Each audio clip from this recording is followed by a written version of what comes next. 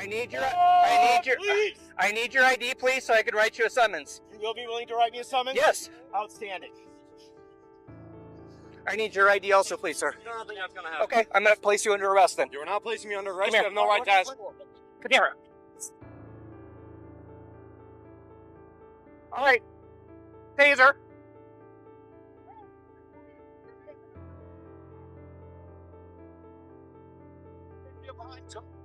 Got it. I got my taser. Go.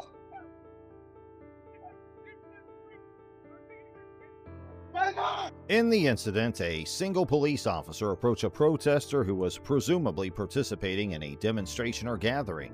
The officer initiated contact with the protester and specifically asked them to provide their identification. The purpose behind this request was to issue a legal notice, commonly known as a summons. In the unfolding incident, a second police officer joined the scene where the initial officer was interacting with the protester. When he's in front of the business, yelling "F everybody." Public property. It says cops. You want to know why? Because cops like you. And he refused to give me his ID, which he's required to do. For what? The second officer decided to employ a taser, a non-lethal weapon that delivers an electric shock as a means of subduing or controlling the protester. However, before the second officer could use the taser on the protester ran away. The veteran officer engaged in a conversation with the officer who wanted to use the taser, informing them that the protester had not committed trespassing, challenging the actions of the rogue cop. It was alleged that the officers tampered with the footage from their body cameras, potentially erasing audio recordings. This practice of disabling or manipulating body cameras has been a long-standing issue with some police officers seeking to avoid accountability. The cop involved in the incident has a troubling history with 5 civilian complaints against him. One of the complaints accused him of using excessive force on a man experiencing a diabetic shock, while another involved excessive force on a veteran with PTSD who tragically died shortly after the violent arrest. Despite these complaints, the officer has received continued support from the police unions and fellow officers, raising questions about why his actions are defended and his tenure as a cop is supported. Now let's move to another video.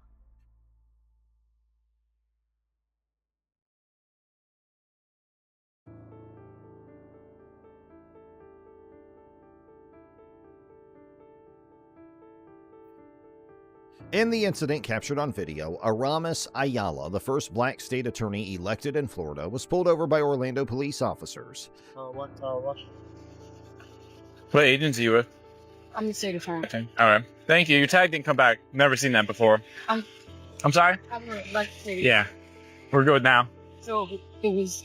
We ran the tag. I've never seen it before. A Florida tag. It's never come back to anything before. So that's the reason for this. The officer stated that they initiated the stop because Ayala's license plate did not yield any information and because her car had a dark window tint. What was the tag run for? Oh, we run tags all the time, whether it's the traffic lights and that sort of stuff. That's how we figure out if, cars are stolen and that sort of thing. Also, the windows were really dark. I don't have a tint measurer, but... Upon being stopped, Ayala questioned the officers about the reason for pulling her over. The officers responded by explaining they regularly run license plate tags to check for stolen vehicles and other violations. They also mentioned that the dark window tint was another reason for the stop. What's your employee number? 57. Ready? There you are. The incident gained national attention and sparked outrage, with some individuals alleged racial profiling. Ayala, in a statement, emphasized that she had not violated any laws and her license plate was properly registered. She also pointed out that the window tint was not in violation of Florida law. Now, let's move to another video. So I'm in Beverly Hills right now, and I'm getting searched for shopping at the store I work for, and just being black. So Leal Benberry, the VP of Versace Footwear, was shopping in Beverly Hills, California when he was stopped and searched by police officers. You're making it completely different. Yeah, I mean, guys, you're making it completely so different. So you checked my ID. What's going on? Do I have anything on my record? You're good to go. I'm good to go. That's what I thought. I've just been GPS and trying to figure out where I'm going. Okay, do you have any ID on you by chance, man? Without reaching into your pockets, you don't have any weapons or anything, right? I don't. I'm like super nervous. I'm just gonna check to make sure you don't have any weapons if you don't mind, okay? Face that way real quick. Put your hands behind your back, palms together like you're praying. Awesome, thank you. Spread your feet. Cool, man. Don't want to mess up those shoes. Those are pretty nice. You said I can search you, right? You do whatever. Cool, whatever. man. This is embarrassing to be frank. Well, what we like to do, like when we stop someone, we just, to make sure you don't have any weapons or anything, we just like to... It feels a little excessive. What's unfortunate is, like, I literally designed the shoes that are in this bag, and I'm being, like, searched for. Really? Yeah, I do. That's why I'm not, that's why, like I said, man, you're not in handcuffs or anything. I'm just talking to you right now, okay? I do. I'm just walking down the street, and it's a little ridiculous. Benberry expressed his frustration and questioned the necessity of the search, stating that being black was likely the reason for his treatment. Just want to run in real quick, partner, make sure everything checks out. I have to record this because I just don't feel comfortable with that. Well, just because right now you are being detained, just because we're talking to you, Okay. And we don't know, not saying that you would do this, but people have called and they have friends come, and then it comes an officer safety I'm literally issue. just going to record right now. That's all I'm doing. You see it's recording, and that's all I'm doing because I feel, you hear it in my voice, I'm uncomfortable, I'm nervous. You understand Well, yeah. the climate that we're in? No, I understand. Is there anything I can do to make you feel more comfortable? Not Like, you're not in dude. handcuffs or anything, Not right? really. Like, your boys are pulling up, I'm uncomfortable. I'm not making any, like fast Right. movements, but this is uncomfortable for me. Huh? Are we making any comments? No, but this is uncomfortable for me. I just want to get to my car, so I'm just going to hit record for you. Yeah, hey, whatever you want to do, sir. But Okay. like I said, you understand why we stopped you, correct? And you admitted to jaywalking? So I'm in Beverly Hills right now. So you can't jaywalk, correct? You understand? Understood, yeah. Can I have my stuff back, please? But you see how you just switched that complete narrative? Nah. You were talking to us I know saying, how yeah, you you guys can saw it. search Am I me. good to go? Yeah, you're good. All right, you guys have a good Next time, don't change the narrative like that, though. He mentioned a previous incident of being stopped for jaywalking, indicating that such experiences were not isolated for him. Benberry recorded the encounter, expressing his discomfort and emphasizing that he was simply walking down the street. Donatella Versace, the sister of Versace's founder, reposted the video on her Instagram, expressing her outrage at the incident and condemning the behavior of the officers as unacceptable. And now it's time to move to another and the last of today's videos. In the midst of a routine traffic stop, Lieutenant Trujillo issued a stern command to Mr. Espinosa, instructing him to vacate the scene. The officer went a step further, issuing a veiled threat of charging Mr. Espinosa should he choose not to comply. Curiously, the specific crime with which Mr. Espinosa would be charged remained unspecified. Within the confines of the law, individuals generally possess the right to observe a traffic stop as long as they adhere to parking regulations.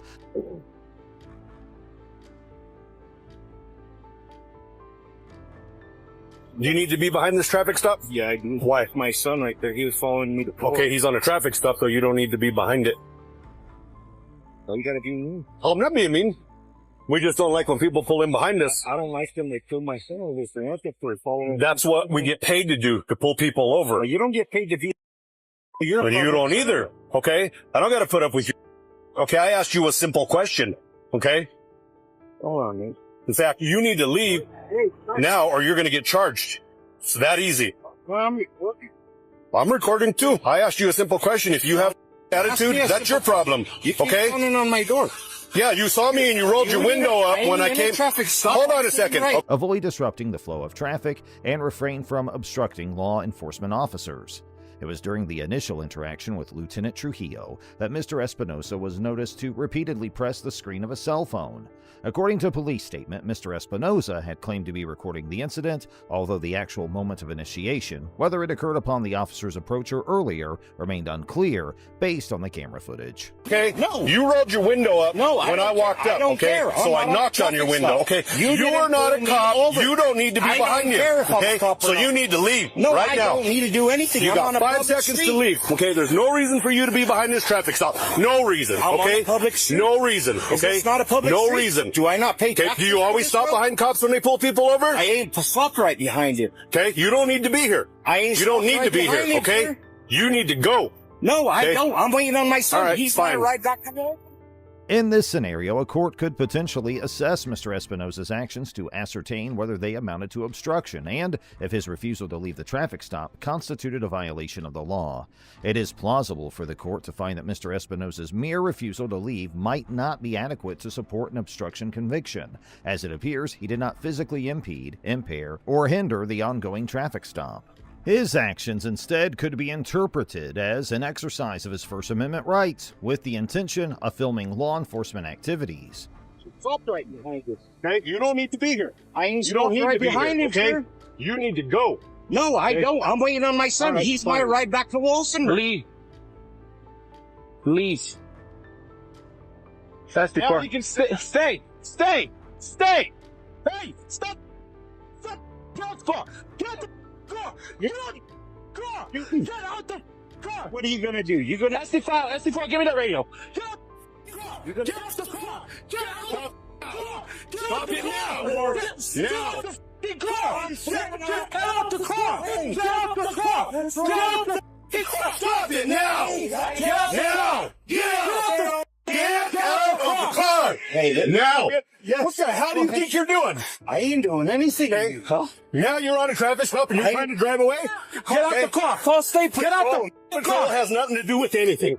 Okay, they don't have jurisdiction over it. I don't know what's yet. On the other hand, it is also plausible that the court could determine Mr. Espinosa to have violated the obstruction statute by willfully disregarding Lieutenant Trujillo's explicit order to leave the traffic stop. Such a determination might hinge on the interpretation of the law and the specific circumstances surrounding the incident. Get out of the car now! No! I got my truck. I don't give it. Put it in the park! I just did, hell. Sit down as awful.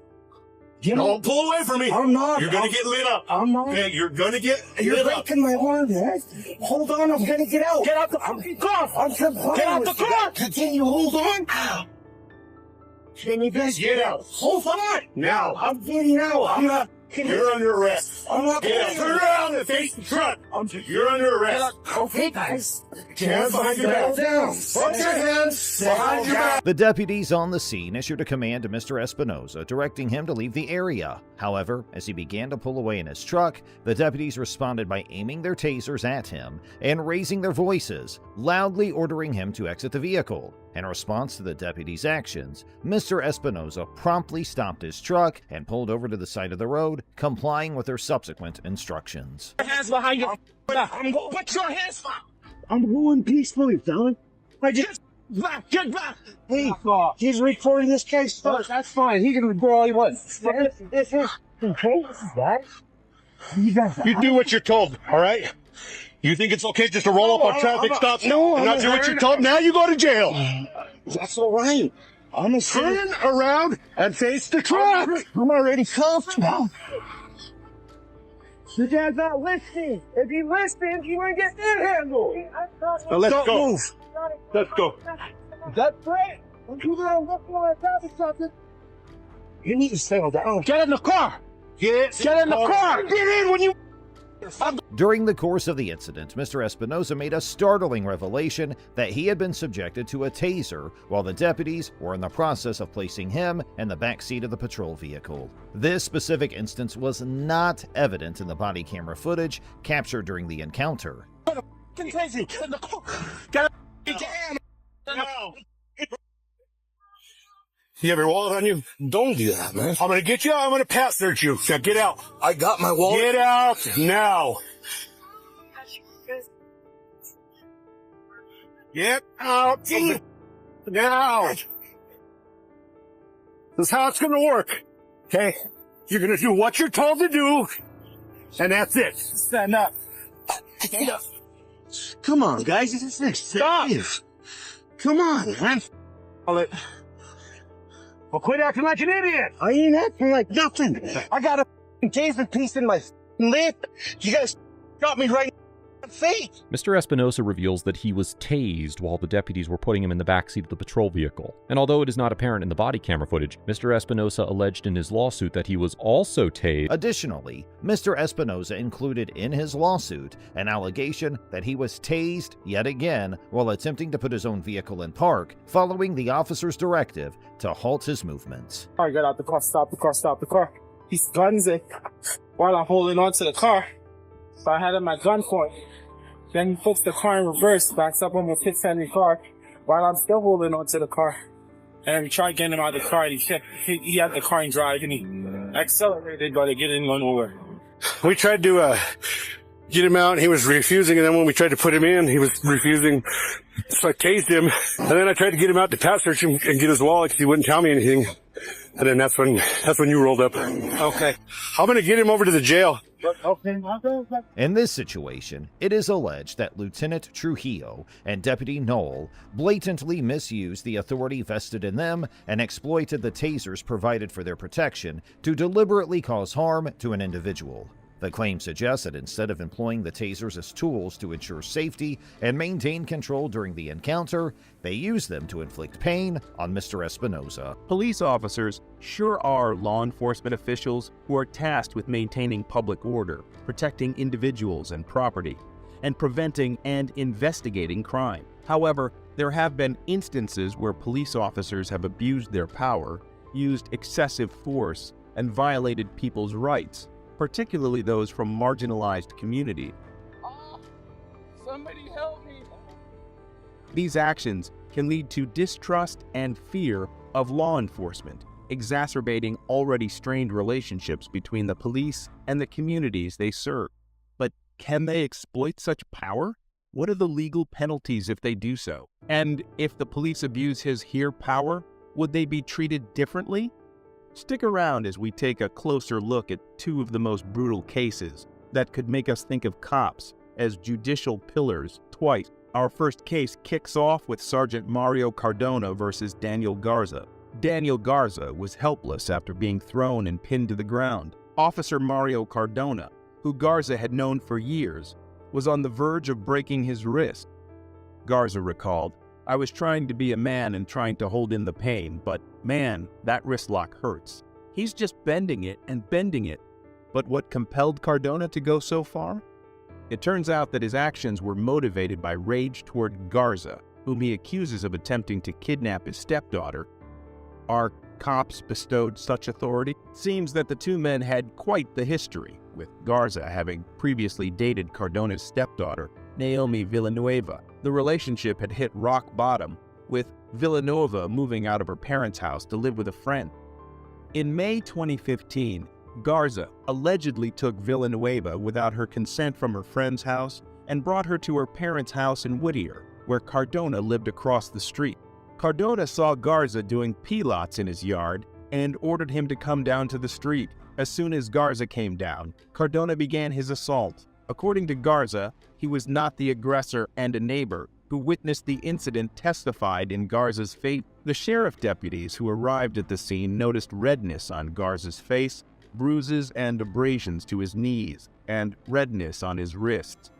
Garza filed a complaint against Cardona, which led to a federal lawsuit against Cardona, Chief Beck, and the city of Los Angeles.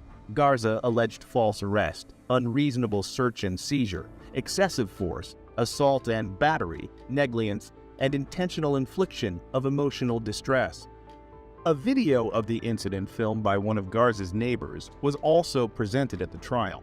They had made up a story of what had happened to make him look like a hero and me look like a criminal, says Daniel Garza.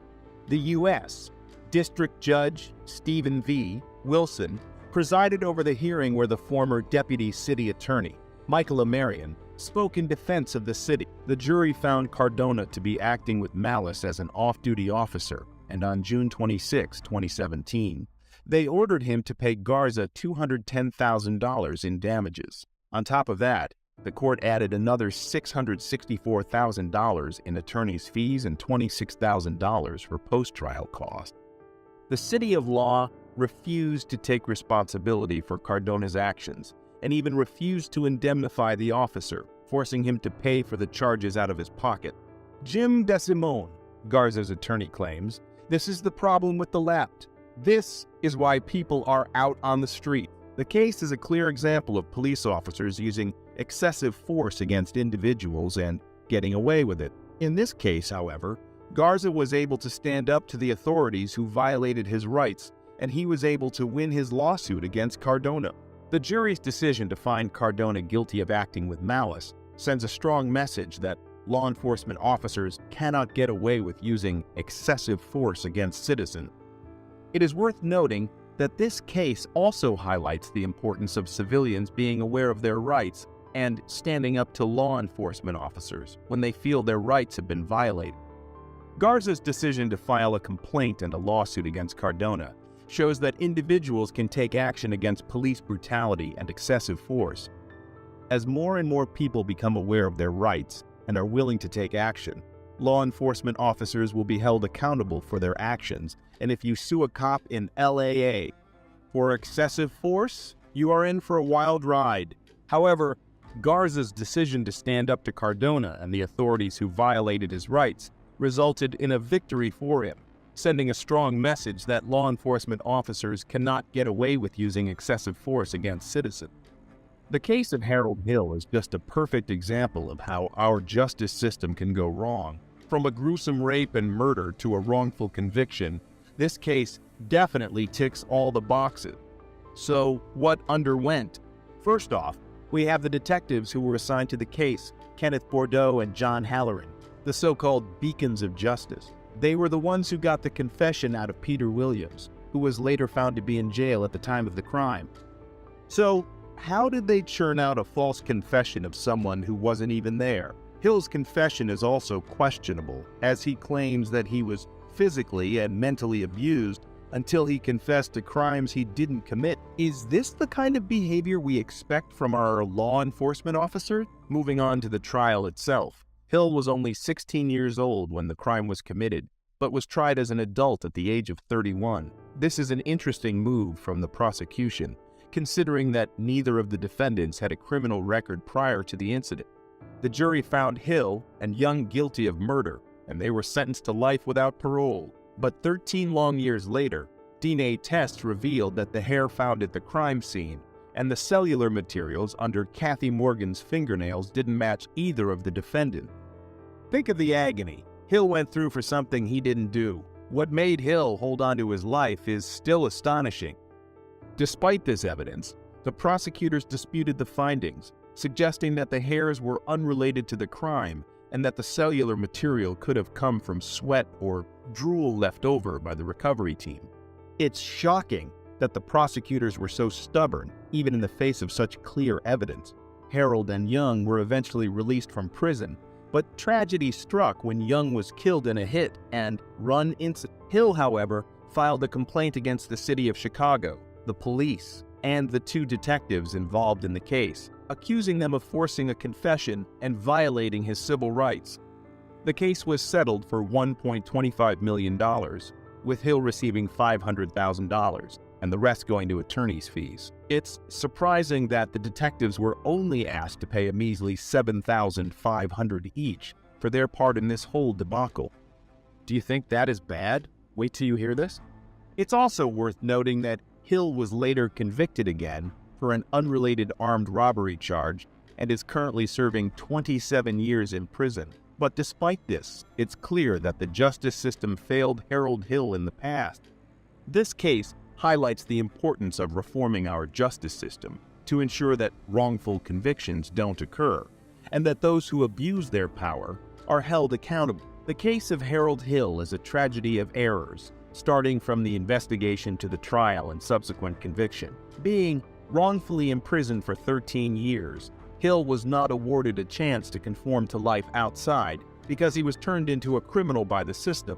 The system absolutely messed the hell out of him, and the cops only paid $7,500 each. When cops do what they did, they need to be locked away for at least as long as the victims they put in jail.